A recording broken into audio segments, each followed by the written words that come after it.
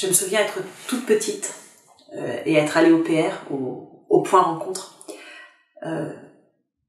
J'avais 4 ans à peine, et la première chose dont je me souviens, c'est de ne pas comprendre pourquoi j'étais dans ce lieu-là avec des enfants qui vivaient des choses très difficiles, hein, comme la séparation de leurs parents, ou voire des choses plus dures que ça encore. Hein.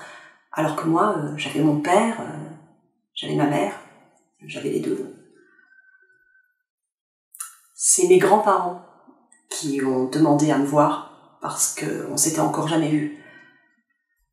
En fait, pour une raison que j'ignore encore maintenant, hein, c'est tabou encore d'en parler, hein, mon père s'était fâché très très fort avec ses parents et il leur avait tout simplement interdit de me voir. Il avait coupé tous les liens avec eux et c'est une sorte de punition, hein, en quelque sorte pour lui. Hein. Et je me rends compte que c'était aussi une punition pour moi en fait.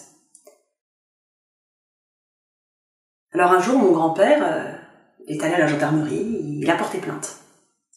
Il y a eu une décision de justice et c'est comme ça que ça a commencé, les rendez-vous au PR. La première fois que mes parents m'ont déposé là-bas, il y avait quelqu'un avec nous, une personne étrangère. Ça devait être une psy, j'imagine. En même temps, c'était comme si il fallait qu'on trouve les moyens de s'acclimater, de s'apprivoiser en fait, en quelque sorte.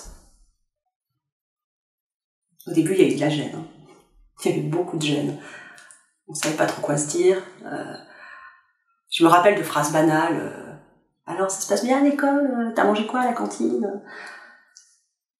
Et puis de gestes maladroits aussi. On ne savait pas trop comment s'appréhender. Alors on a joué. On a beaucoup joué. D'ailleurs, j'adore jouer. Et puis, progressivement, est arrivé le temps de la tendresse. J'ai eu des petits cadeaux. Ils m'ont offert des rollers. Ma première paire de rollers. Hein. J'étais tellement fière. Et puis progressivement, je me suis attachée à eux.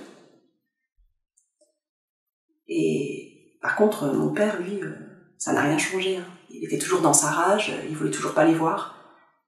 C'était compliqué pour moi, parce que quand t'es un enfant, t'aimes tes parents, et t'aimes tes grands-parents, et du coup tu te retrouves au milieu, et t'es comme déchiré, un peu partagé en deux.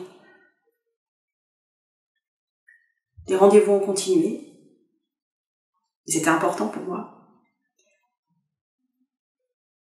Je suis même allée chez eux, on a réussi à faire un petit voyage ensemble.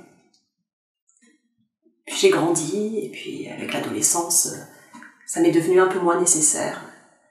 Et malgré les sollicitations de ma grand-mère, j'ai commencé à espacer un peu mes visites.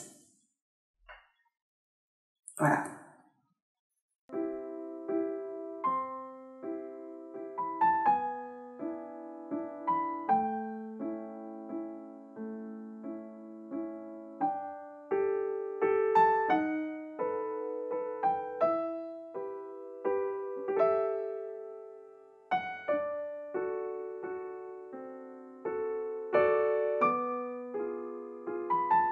Aujourd'hui, à mon âge, avec le recul, je me dis que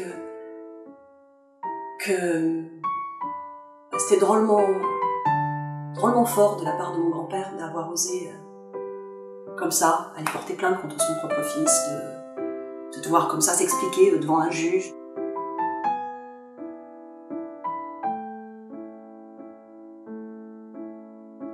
Et en fait, je leur en suis infiniment reconnaissante.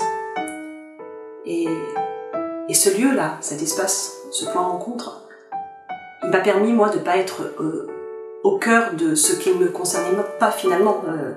L'histoire entre mon père et ses parents, après tout, moi, j'avais 4 ans, quoi.